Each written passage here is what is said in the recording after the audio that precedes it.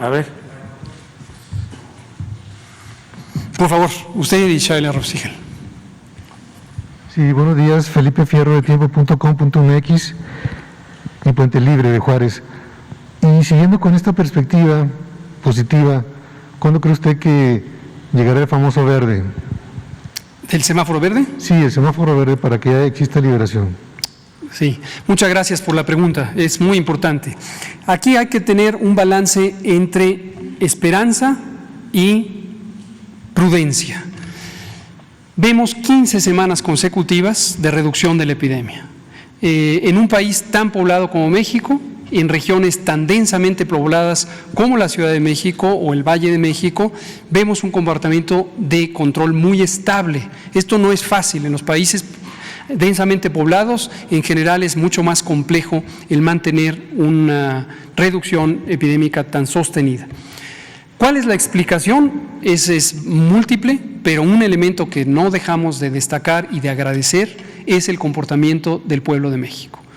En la medida en que existe hoy una vacuna, tenemos un mecanismo de protección específica, un producto que se le pone a las personas, les causa inmunidad y ya tienen menor riesgo de enfermar.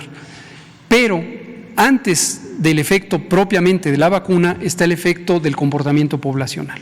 Entonces, las personas que se mantienen a sana distancia, que procuran no concentrarse en espacios públicos, sobre todo cerrados, que se mantienen el lavado de manos, el estornudo de etiqueta, en fin, las distintas medidas que hemos estado comentando desde el inicio de la epidemia.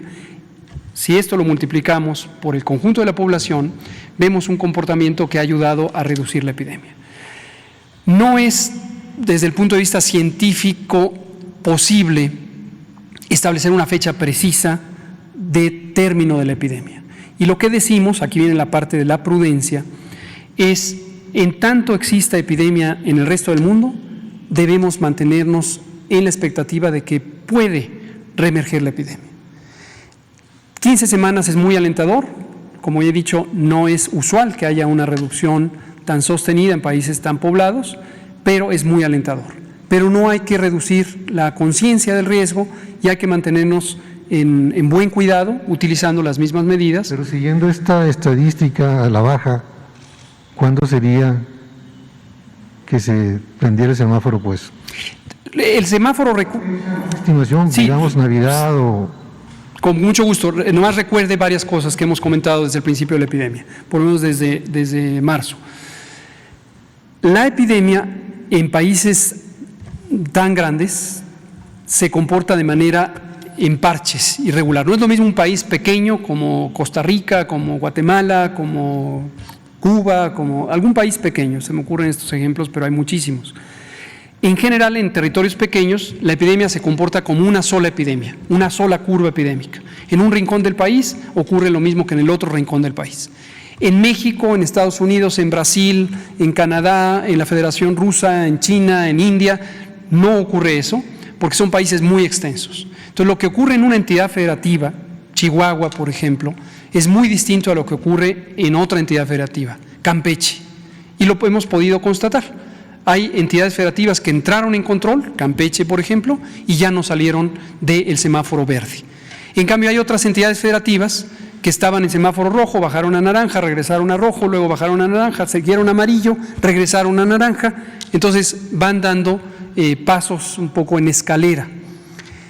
Cuando decimos cuándo estaremos en semáforo verde, la respuesta es: no hay semáforo verde para todo el país. Cada entidad federativa tiene su semáforo verde, es una razón epidemiológica, como lo estoy comentando, porque en cada entidad federativa se comporta distinto la epidemia.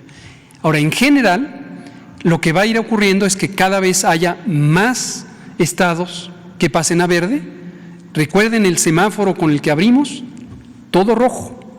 Se acordarán seguramente, todo rojo. Cuando empezó el semáforo, en mayo, al final de mayo, el 1 de junio, todo rojo, hace un año casi.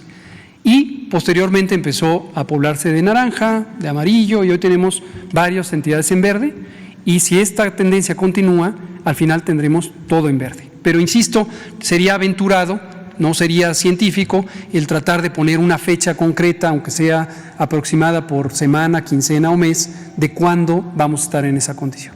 Y finalmente preguntarle si ya